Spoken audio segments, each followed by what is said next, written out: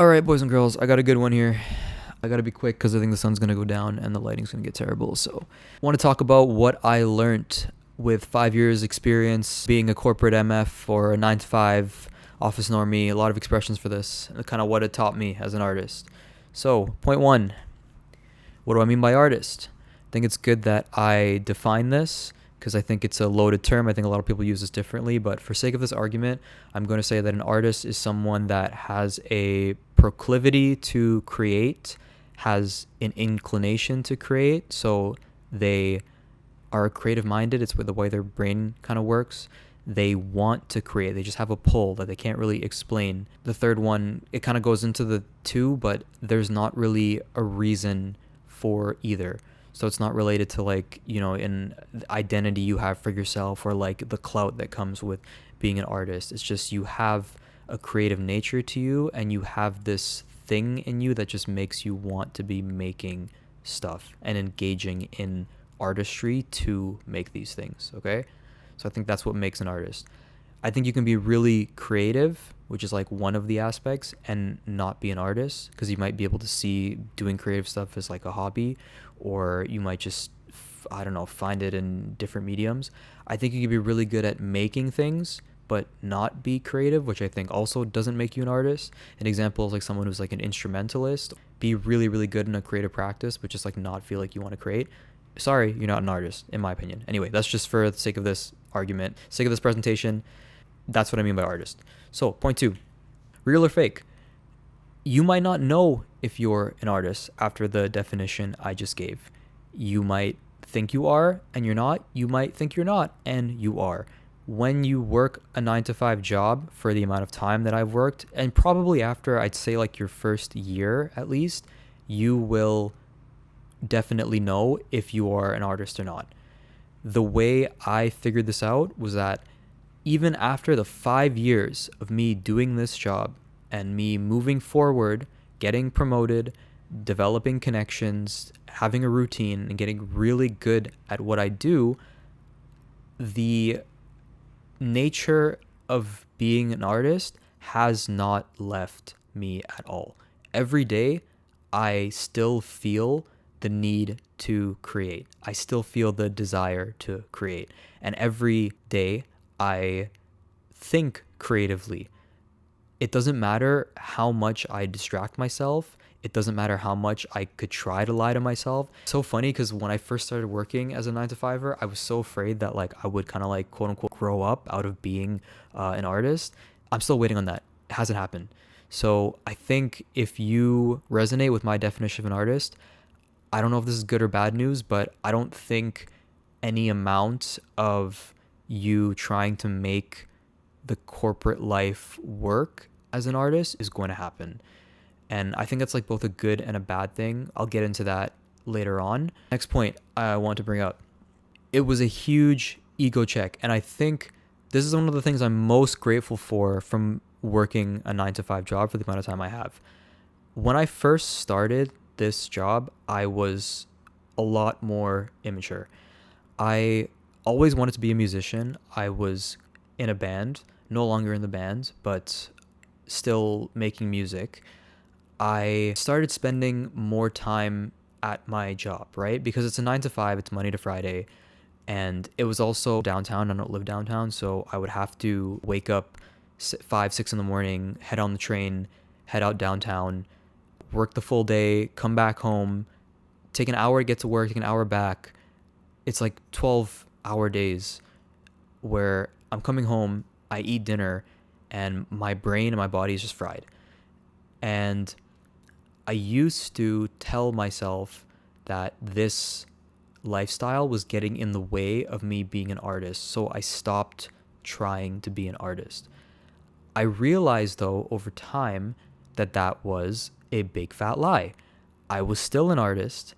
Like I said, if you are an artist, you cannot escape being an artist. My ego would tell me that I was too tired or that I was too unable to be an artist due to the lifestyle or due to the circumstances that I had. I didn't bother trying to make stuff because it was easier for me to make up that excuse in my head and not try to do something that was difficult. The difficult thing was adjusting to the time constraints and the obligations that I had.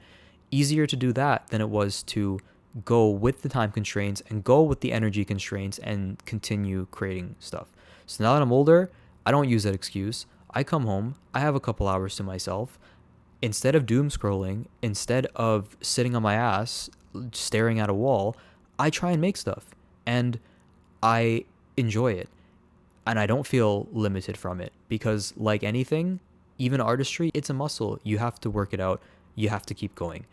If you are a creative and you have obligations, not even just in a corporate environment, but in general, that take away time for you to be an artist, don't fall into the trap of running away from your calling. If you're meant to create, you are meant to create. Leave your ego at the door.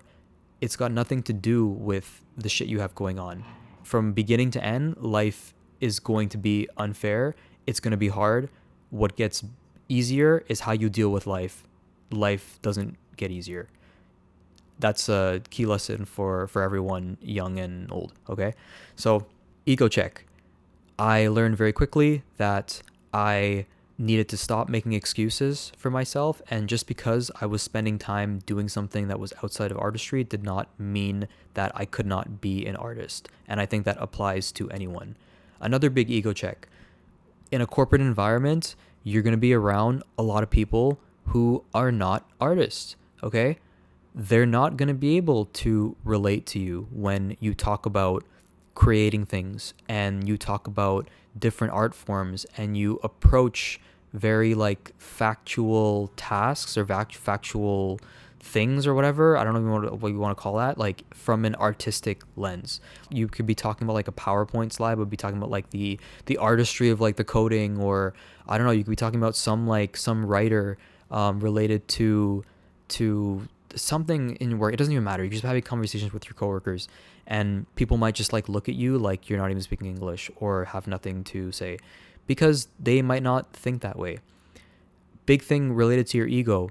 Just because people aren't artists or people are not like you does not mean they are anything less than you. Because I was an artist stuck in the wrong place at a corporate job that I just did not belong with all these people because they were different to me. They could never understand me. I could never understand them. I sold myself that narrative and cooked myself from forming good relationships and like actually just being happy and making the best of the situation I was in. Even though I don't think I will ever fully fit into a corporate life, I chose that suffering. I chose that conclusion, and I closed myself off from making a lot of deep connections for a long time. But eventually I changed that. Also, big reality check.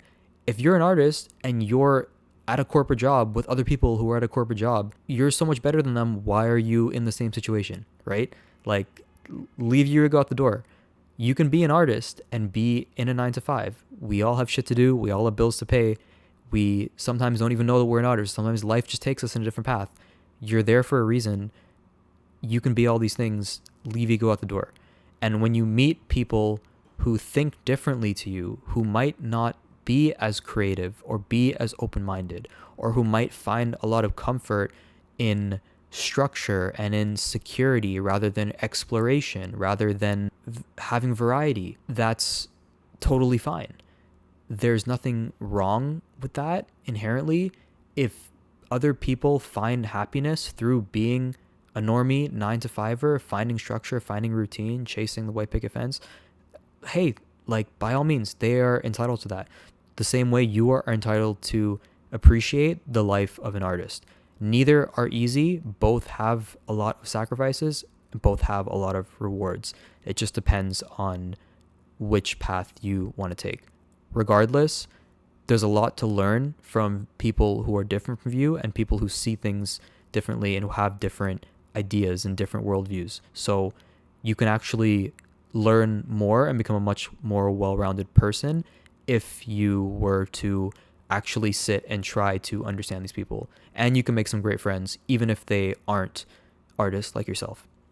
So super big point there. Learn from the people you are most different for. Learn from the people that are those corporate MFs by choice, by volition, and by even by passion. Because like I think like all passion is beautiful, whether it's in artistry or it's not. I think I touched on this earlier. Do artists belong in a corporate environment? So I'm gonna be real. No, absolutely not. In a corporate environment, I think you are constantly going to be hit with a lot of regulation, a lot of doing things for the sake of others' comfort and safety, and profit margins are a huge thing. You're going to spend a lot more time convincing other people that something you want to create is of value over actually creating something of value. And I think because of the order goes, you will never truly be able to embrace a life where you create above all else, like in a place without risks and a place where you're free to just try and you're free to express yourself. You're never going to get that in a corporate environment. You can definitely be creative, as I said, in certain roles. You can definitely get really good in creative forms, and you can definitely make stuff or whatever, but you're not going to be an artist by my definition. That means you can either continue to push your artistry outside of corporate, or you need to be real with yourself and do the work necessary to sustain yourself as an artist outside of the corporate environment. Whether that's making money as an artist yourself or joining a collective, there are different ways, there are alternatives to being in corporate. You're better off going towards one of those avenues and figuring it out so that you can pursue your artistry over staying in corporate. Because I just don't think it's going to change if you are a true artist. How do you improve anyway? So if you are an artist and you find yourself in this corporate life, this corporate hellscape, heavenscape, whatever you want to call it, you can learn some great skills that are in the peripherals of artistry, especially succeeding as an artist in this day and age, that you might not get to do by just creating and putting your stuff out there. So one thing I learned being in a 9-to-5 is how to thrive with structure, how to develop routines. I think like how to like break down a lot of complex tasks, which I can now apply to making music and DJing and just a lot of like my artistic goals. I never knew how to do any of that stuff as an artist because I was way too right-brained to ever figure out how to embrace like the organization, the structure, and like I guess looking at these things logically, which is important, right? If you're an artist, you might have to run the business aspect of you being an artist. Or if you're going to get someone to run it for you, you need to know what to even ask for or what to look out for. So learning how to do the normie stuff can actually help you in your career or in your life as an artist. If you can get that source of information from that environment, use it to your advantage. You can also learn what normies like from the art form that you're engaging in, which is a plus. You don't always have to tend to that, but if you want to get stuff that like is going to land with a larger audience, you can kind of use this like external sample base to figure that out.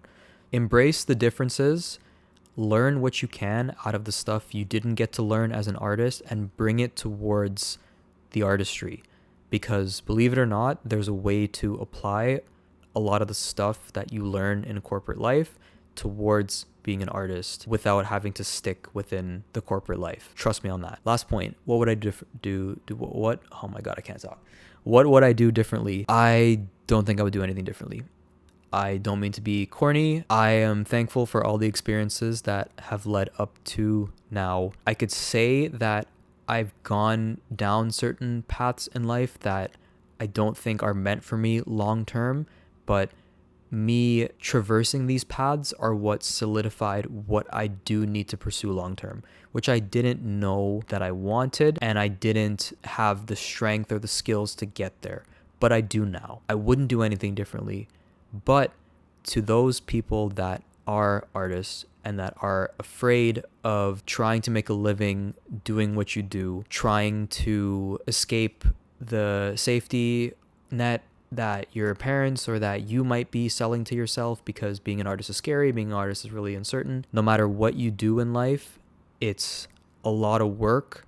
So I'd say if you're willing to do a lot of work in something you're passionate about over doing a lot of work for something you're not, the answer is really simple. Anything in life, it's simple, it's just not easy. If you want to be an artist, you're going to be making a lot of stuff. You're going to be pushing your content online.